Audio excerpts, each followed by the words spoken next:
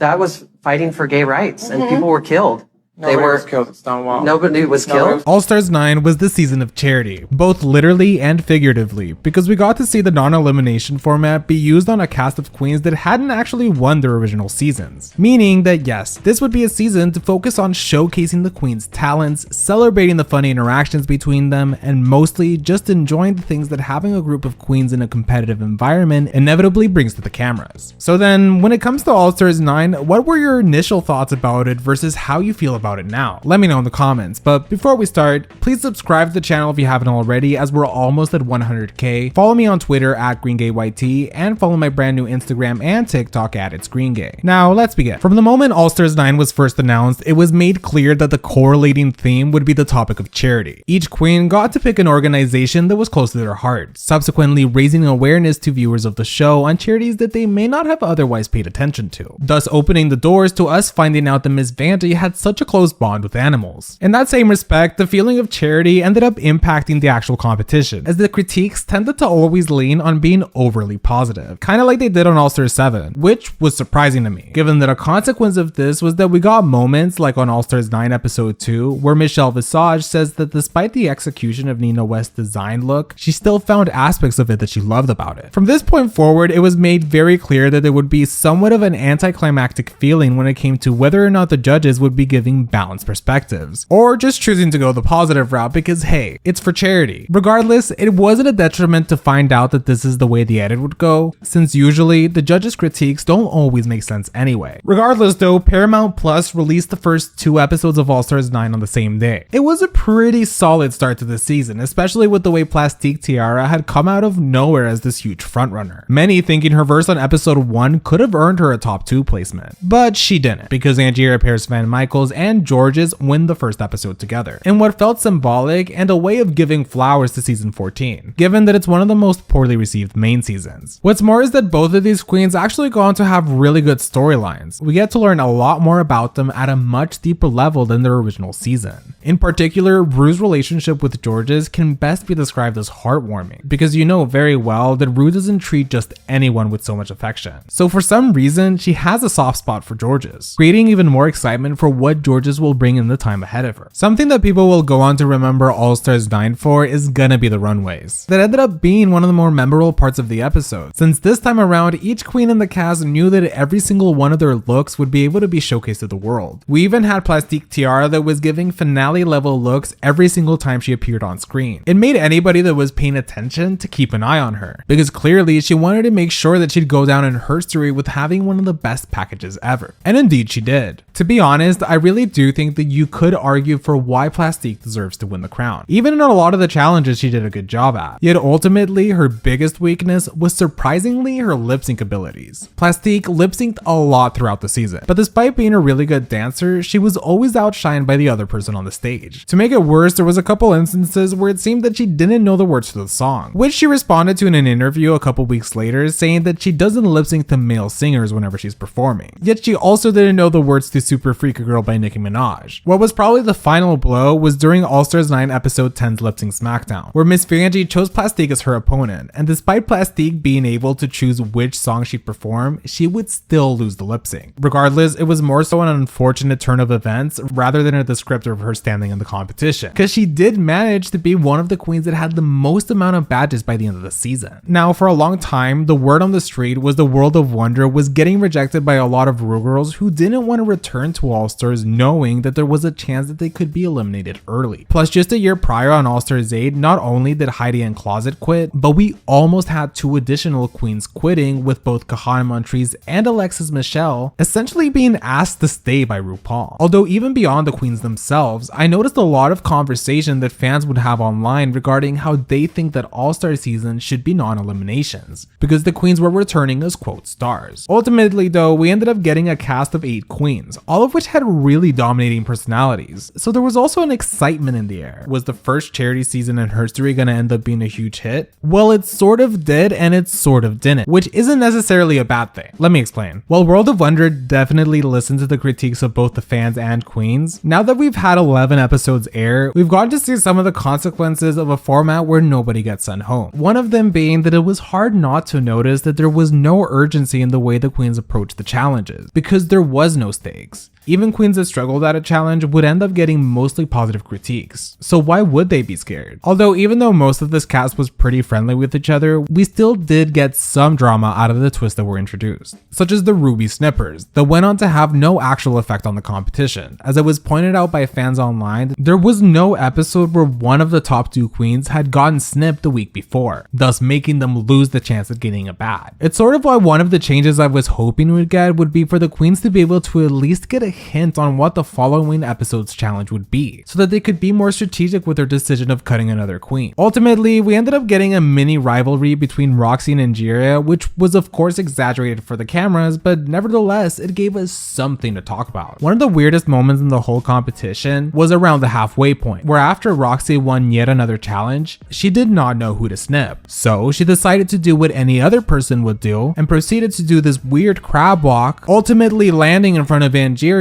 realizing what she did, until reluctantly choosing to cut Gottmik instead. When this first happened, I was of course living for it, but it also went on to be the most suspenseful moment of the whole season, and I'm not sure if that's a compliment or not. It's important to know that All Stars at a larger scale is in fact a moment to build your legacy as a drag queen, to add more content to the Drag Race sphere that you'll be remembered for in the years that followed, which is why I was so happy when it was announced that Chanel would be returning. That was honestly a long time coming. Unfortunately though, she really wasn't able to have a moment on the season where she truly shined above the rest of the cast. Most of the challenges she did a pretty good job at, but it was never to the point where she was the standout performance, which was all the more frustrating considering a big part of Chanel's storyline from her original season was how she always thought she was deserving of winning a bunch of challenges but was never given that recognition. What we do get to learn thanks to Chanel's run on All Stars 9 is something that will forever change the way I'll watch her on season 1. On one of the more recent episodes, Chanel has a tearful one-on-one with RuPaul, where she says how she regretted giving up on season 1 by straight up telling the judges that she wanted to go home because she didn't feel she was getting the proper amount of respect from them, adding that in the years that followed, she couldn't help but always think about what could have been had she not made that her trajectory.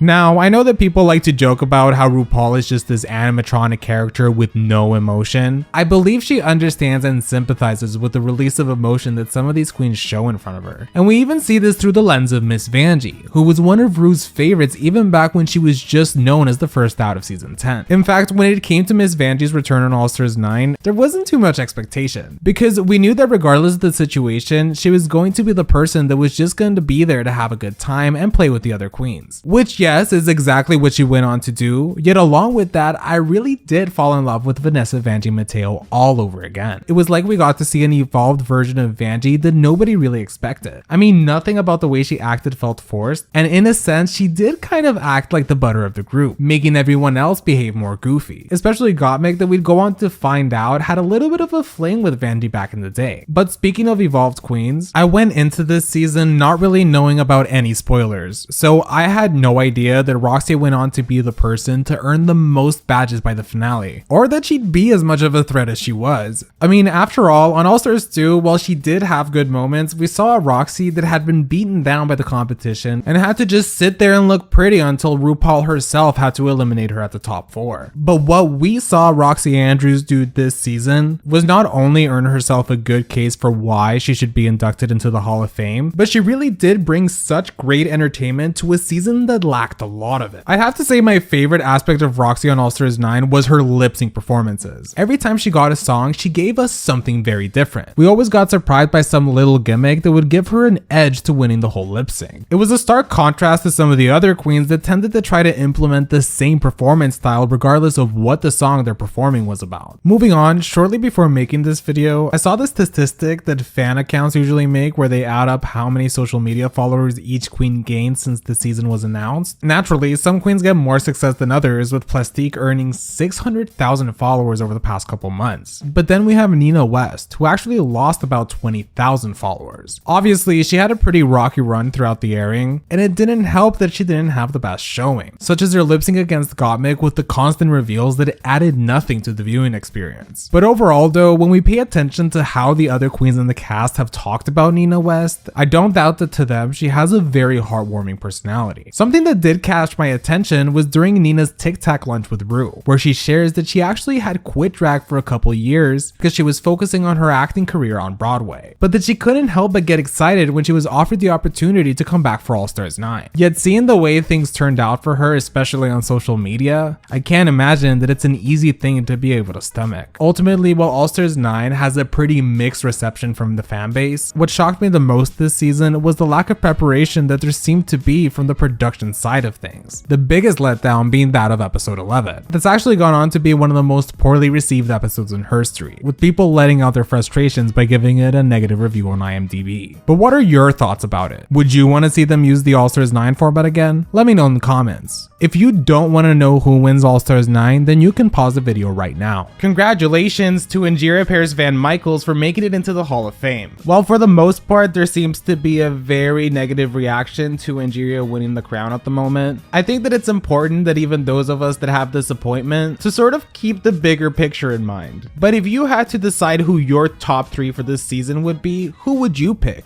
Let me know in the comments. I want to take a moment to thank my patrons. In the Elite Pink Squad, we have Matthew Burns, Gay Uncle, Poppers Alberta, Sari Tish, Natasha De Leon, Las Positas, and Cool Gal Nan. In the Gay Squad, we have Julia, Baltus Dortier, Zamala Chicoba. Finally, in the Green Squad, we have Azure, Cayman Rider Furry, Edgar Allan Pup, IJS, Jack Beck, Aaron W, Captain Chaos, Bashir with the good beard, Galeria Gomez, Dea, Sarah G, Scarlet Rose, Boiled Peanut, Kimberly Marine, and Max Whale.